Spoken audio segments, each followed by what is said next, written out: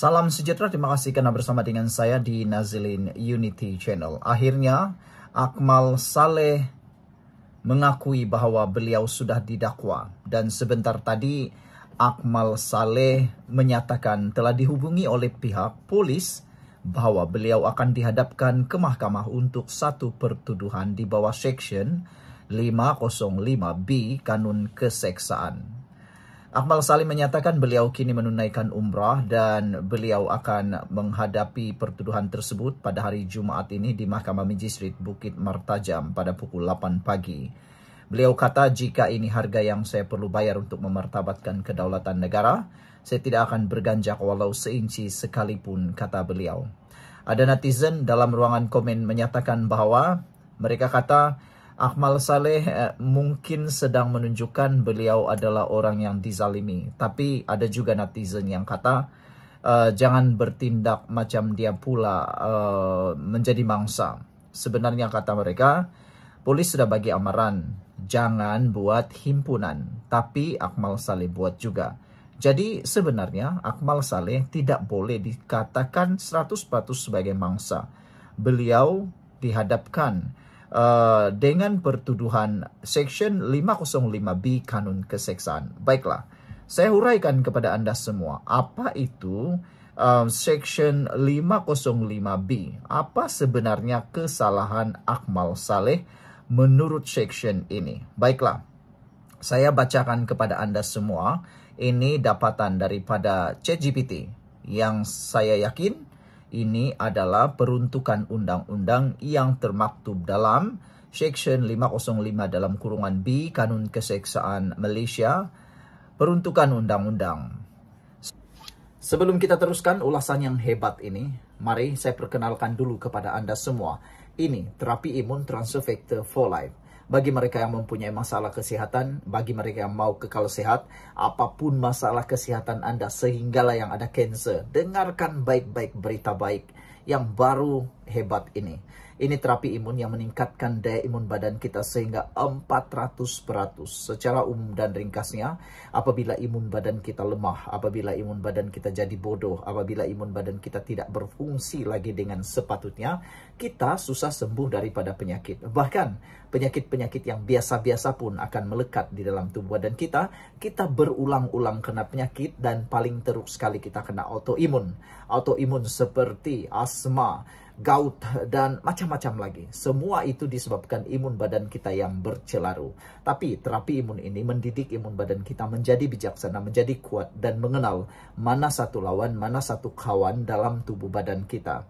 Apabila imun badan kita dididik menjadi kuat, bijaksana, ia akan menghapuskan semua akar penyakit yang ada dalam tubuh badan kita. Apabila akar penyakit itu dihapuskan oleh imun badan kita sendiri, maka kita sembuh daripada semua jenis penyakit.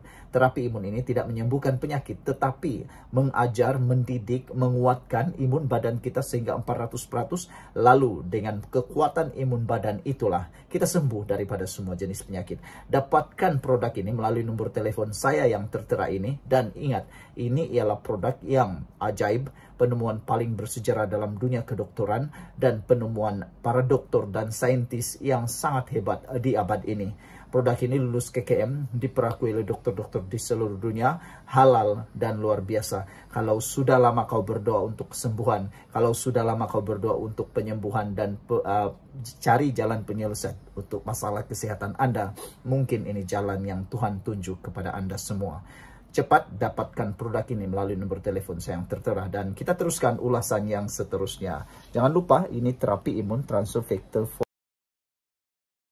Saudara, bunyi section ini dalam bahasa ringkas ialah sesiapa membuat, menerbitkan, atau menyebabkan atau menyebarkan apa-apa kenyataan, kabar angin, atau berita dengan niat atau kemungkinan menyebabkan ketakutan atau kegentaran kepada orang ramai, sehingga mendorong seseorang melakukan kesalahan terhadap negara atau menjejaskan ketentraman awam adalah melakukan kesalahan.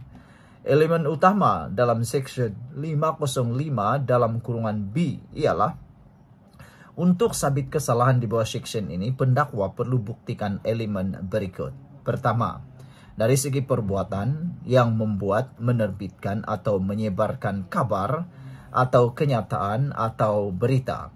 Kedua, bentuk kenyataan. Boleh secara lisan, tulisan, penerbitan, media sosial atau apa juga bentuk komunikasi. Yang ketiga, sama ada niat atau kemungkinan kesan. Berniat atau boleh menyebabkan ketakutan, kegentaran kepada orang ramai. Dan akibatnya pula ialah wujud ketakutan atau gentaran itu mendorong orang awam atau mana-mana golongan melakukan kesalahan terhadap negara atau menjejaskan ketentraman awam. Yang paling penting yang ramai orang nak tahu ialah apakah hukuman kepada pesalah dalam kalau didapati bersalah dalam section ini. Hukumannya ialah penjara sehingga 2 tahun atau denda atau kedua-duanya sekali. Berikut antara contoh situasi yang boleh disabitkan kesalahan. Yang pertama, menyebarkan berita palsu, kononnya kerajaan tumbang sehingga mencetuskan huru-hara. Kedua, mengeluarkan kenyataan yang buat rakyat panik, misalnya stok beras habis atau wabak besar tanpa asas. Ketiga, menyebarkan fitnah politik yang boleh mencetuskan rusuhan atau tunjuk perasaan ganas. Sebagai nota tambahan kepada isu malam ini ialah tidak perlu niat jahat semata-mata. Cukup jika kenyataan itu berkemungkinan membawa kepada panik atau ketakutan awam. Sebab itu, section ini sering digunakan dalam kes politik dan fitnah media sosial. Jadi saudara-saudara sekalian, bagaimana pula isu ini boleh dibuat atau section ini boleh dikenakan terhadap Akmal Saleh? Section ini memang sesuai dengan apa yang sedang dialami oleh Akmal Saleh dan negara ini. Jadi Akmal Saleh dah kena dakwa. Saudara-saudara sekalian, dalam hantaran entry Akmal Saleh di Facebook apabila beliau mengakui dan menyatakan hal ini, ramai pengikut-pengikut beliau yang cukup memperjuangkan Akmal Saleh. Ada yang sampai memainkan atau menjawab dengan isu perkauman. Ada yang menulis tentang type inilah, type itulah, macam-macam lah. Dan ada juga yang kata Akmal Saleh seakan-akan menjadi mangsa pula. Mereka kata yang pesalah satu tidak pula dihukum, yang pesalah satu pula didakwa, kata mereka. Sebenarnya hal itu tidaklah berlaku seperti yang dikatakan itu. Polis akan mengambil keputusan ataupun mengambil tindakan yang lebih wajar. Jadi kita doakanlah Akmal Saleh selamat sampai pulang semula ke tanah Malaysia untuk menghadapi pertuduhan di bawah section 505 kanun dalam kurungan B kanun keseksaan ini. Semoga tiada yang menjadi mangsa, tiada yang dimangsakan. Sekian dulu untuk kali ini. Jangan lupa tinggalkan komen Anda. Bye-bye.